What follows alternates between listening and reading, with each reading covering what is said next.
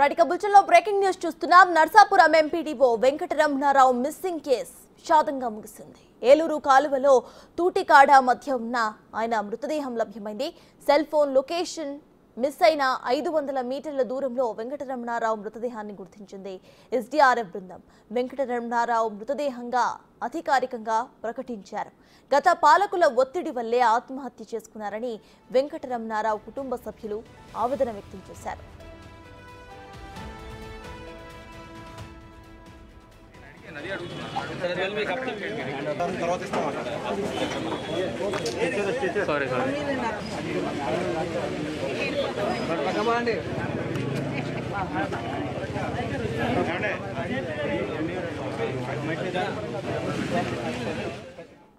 రమణారావు అదృశ్యానికి దారితీసిన ఫెర్రీ బకాయిల వివరాలని ఉప ముఖ్యమంత్రి పవన్ కళ్యాణ్ అధికారులను ఆదేశించారు.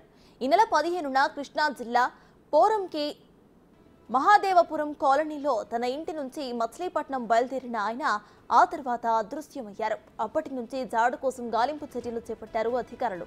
ఎట్టకేలకు ఏలూరు కాలువలో తూటికాడ మధ్య ఆయన మృతదేహం లభ్యమైంది.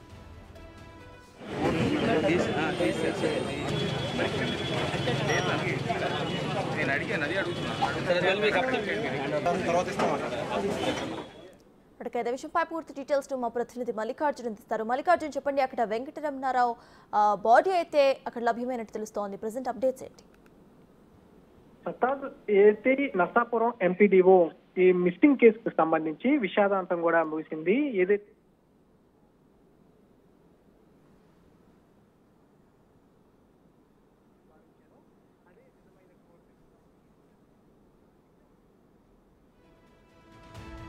పట్నం రైలు ఎక్కిన తర్వాత మళ్ళీ తిరిగి విజయవాడలో ఉన్న మధురానగర్ పోలీస్ స్టేషన్ దగ్గర దిగి అక్కడి నుంచి 10 గంటల సమయంలో ఒక టిఫిన్ సెంటర్ కూడా వెళ్ళినట్టు కూడా పోలీసులు సీసీ కెమెరాల రికార్డుల ద్వారా కూడా గుర్తించడం జరిగింది. దాని తర్వాత 2 కిలోమీటర్ల మేర అంటే కాలువకట్ట ఏదైతే ఉందో ఏలూరు కాలువకట్ట ఆ చుట్టుపక్కల పరిసర ప్రాంతాల్లోనే 2 గంటల సేపు కూడా పోలీసు ఫోన్ సిగ్నల్ అనేది అక్కడే ట్రేస్ అవుట్ అయినట్టు కూడా చెప్తా ఉన్నారు. ఆ దూకిన సమయంలో ఎక్కడైతే స్పాట్ లో దూకారో